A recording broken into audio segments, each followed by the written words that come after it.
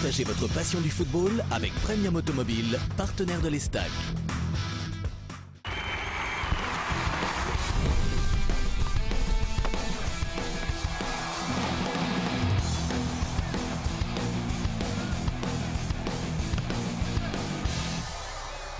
Bonsoir à tous, bienvenue dans Club Estac, le dernier numéro de cette saison très riche en événements avec évidemment notamment la montée des footballeurs troyens en Ligue 1. Bonsoir au président du club troyen, Daniel Mazzoni. Bonsoir. Pour un nouveau Club Estac donc avec le président, mais c'est l'heure du bilan.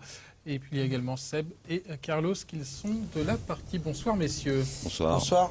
Au sommaire de Club Estac ce soir, un retour sur l'ultime journée de Ligue 2. C'était vendredi soir au Stade de l'Aube, la 38e journée. L'Estac s'est imposé 2-0 face à Amiens devant 20 346 spectateurs. Nouveau record. Vous verrez ensuite les images de la fête qui a suivi sur la pelouse, dans les vestiaires, mais également le lendemain à la mairie de Troyes tout d'abord, puis à l'Espace Argence devant plusieurs centaines de supporters. Et puis nous nous intéresserons à la Ligue 1. Quelle équipe pour l'Estac la saison prochaine? Le groupe de joueurs sera-t-il conservé? Va-t-il falloir vendre Fabrice Nsakala ou Djibril Sidibé pour être bien financièrement? Nous poserons toutes ces questions au président troyen. Premier sujet donc de ce Club Estac, cette ultime journée de Ligue 2. Victoire 2-0 face à Amiens au Stade de l'Aube. Début de Raphaël Caceres et de Sébastien Grax. Scénario idéal pour bien conclure cette saison, une victoire tranquille. Ça n'a pas été forcément le meilleur match de la saison, mais c'était important de l'emporter. C'est très important de l'emporter, parce que pour terminer à domicile, on n'avait pas le droit de perdre. On avait plus de 20 000 spectateurs dans les tribunes, on se devait de gagner. Pour terminer la fête comme elle devait être terminée, la victoire était obligatoire. On va voir les images de cette rencontre. Vous aviez quelques craintes par rapport à ce match, vu que la préparation n'avait pas été forcément la plus sérieuse possible? Oh, c'est pas été sérieux, c'est vrai qu'il y a eu quelques fêtes. Bon, après, c'est vrai que c'est les fins de saison. C'était beaucoup d'entretien. Donc après, au niveau physique, il n'y avait pas de souci. Dans ce qui se passait dans la tête des joueurs, c'était un peu difficilement contrôlable. Mais on s'est aperçu de la saison que c'était des professionnels. C'était sérieux jusqu'au bout, donc on ne se faisait pas énormément de soucis quand même pour ce match. Vous aviez fait passer le message auprès de vos joueurs. Il faut gagner au Stade de l'Aube pour encore plus fêter cette montée? Il n'y avait pas besoin de leur dire, parce que vous savez, quand vous rentrez sur un stade avec plus de 20 000 personnes, le stade complet, rien que ça suffisait pour les motiver. Ça s'est vu avec cette victoire 2-0, avec le but de Sébastien Grax dans les ultimes secondes de ce championnat. Les résultats maintenant de cette 38e journée de Ligue 2, avec donc la victoire de l'Estac 2-0 face à Amiens. On note également la défaite du champion de France de Ligue 2, Bastia. Du côté d'Istres, Reims concède le nul face à Lens. Sedan s'impose à Nantes. Notamment au classement final de cette Ligue 2, Bastia, Reims et Troyes sont sur le podium, on le savait. Metz, Boulogne et Amiens sont eux dans la charrette. Vous avez envoyé un petit texto au président de Sedan pour cette 4e place, non? Il avait pas mal chambré les Troyens lors de la descente en nationale. Ça n'avait pas trop plu à Carlos d'ailleurs. Pas de texto, non? Non, pas de texto, non.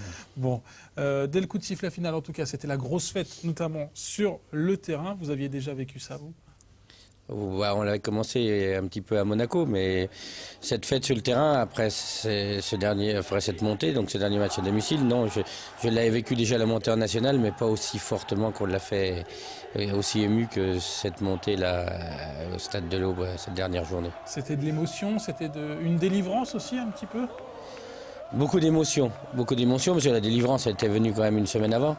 Et beaucoup d'émotions, je disais tout à l'heure, rien que de voir les 20 000 et quelques supporters, spectateurs dans le stade, rien que ça, c'est vrai que si on n'est pas ému là,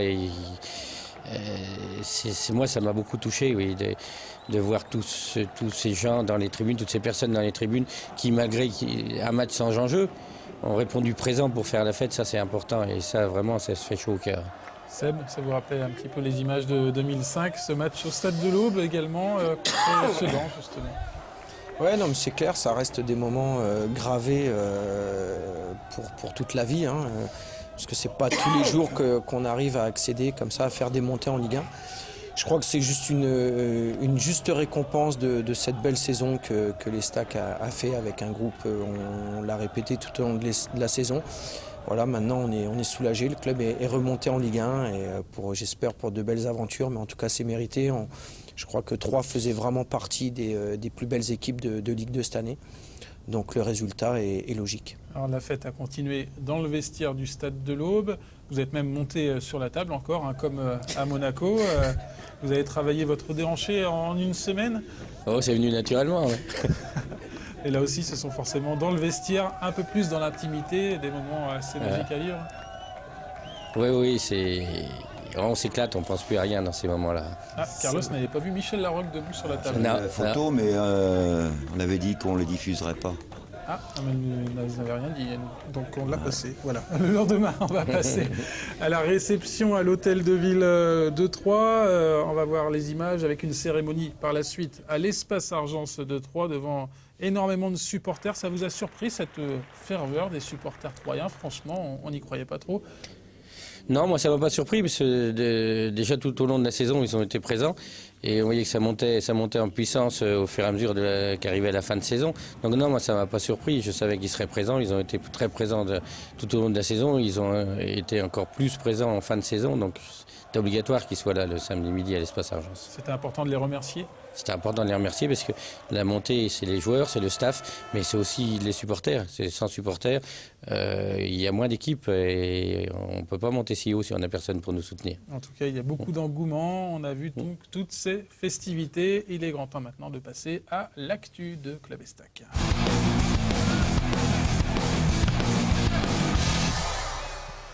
Et l'actu, c'est l'Estac en Ligue 1 la saison prochaine. Président, on va vous écouter. C'était lors du premier entraînement de la saison dernière. Donc, c'était en juin 2011. Il faisait vraiment pas beau. Hein. C'était un entraînement très pluvieux, mais entraînement donc heureux, visiblement. Vous nous confiez alors vos impressions et vos ambitions pour cette nouvelle saison. On écoute. Ah, très bonne ambiance, toujours convivial, toujours cette même bande de copains avec grosse envie de reprendre ce début d'entraînement pour redémarrer cette nouvelle saison. Donc, on a quasiment la totalité des joueurs de la saison dernière, donc là-dessus c'est une reprise en continuité. L'ambition cette année c'est toujours le maintien, clairement affiché, avec essayer de viser le milieu de tableau pour progresser tranquillement d'année en année. Aujourd'hui, c'est la Ligue 1 qui vous attend. Vous auriez signé pour une 12e place, c'est ça? Oui, non, moi le but c'était de finir en milieu de tableau, de se maintenir le plus tôt possible, de façon à pouvoir préparer la saison suivante le plus tôt possible. Maintenant, c'est vrai qu'on a un peu bouleversé le timing qui était prévu, donc tant mieux. Et moi je dis que les montées, elles sont encore meilleures quand on s'y attend pas. Et je préfère à la limite, parce que quand on programme une montée, c'est toujours très compliqué, tandis que là, on visait vraiment le maintien, on voulait progresser tranquillement pour viser la montée l'année suivante ou l'année d'après. Il y a des opportunités, il faut les prendre. Ça prouve que les joueurs travaillent bien, que le coaching est bon, que le staff encadre bien tous ces joueurs, que tout le monde est soudé, donc tant mieux. Et tant mieux qu'on y soit arrivé dès cette année. On l'a fait sans le vouloir, mais on y a cru quand même depuis le début de l'année. Lors de votre dernière venue sur le plateau, c'était au mois d'avril, vous nous disiez travailler exclusivement sur la Ligue 2. Là, le dossier Ligue 2, il est à la poubelle. Le dossier Ligue 1, il est forcément très épais. Vous êtes inquiet aujourd'hui par rapport à cette saison qui s'annonce ou alors il y a de l'excitation? Non, je ne suis pas inquiet. Bien sûr qu'il y a de l'excitation. C'est vrai que honnêtement, j'ai travaillé que sur la L2 jusqu'à une semaine avant Monaco. Donc après, j'avais pas le droit on savait pas ce qui pouvait arriver. L'enjeu était quand même assez compliqué. Aller gagner à Monaco, déjà, il y a pas, je sais pas s'il y a eu des paris de fait, mais je sais pas s'il y avait beaucoup de personnes qui nous misaient gagnants. Il y a un peu de superstition aussi. Hein, il y a un peu, sûrement un peu de superstition. Mais c'est vrai que après cette victoire à Monaco, on a repris le dossier à zéro parce qu'on n'avait pas du tout travaillé sur la L1. Et là, ça enchaîne du coup les coups de fil. Quelle sera votre politique justement dans l'élite? Est-ce que l'Estac sera un petit peu ambitieuse quand même? Là, de toute façon, là, est clairement affiché, c'est le maintien. Donc, mais c'est la 17e place qui est visée. Sébastien Sénard, ça veut dire la Ligue des Champions. Ouais. Hein, Et non, c'est bien sûr qu'il y aura de l'ambition. C'est de continuer à travailler avec une grande majorité de ce groupe.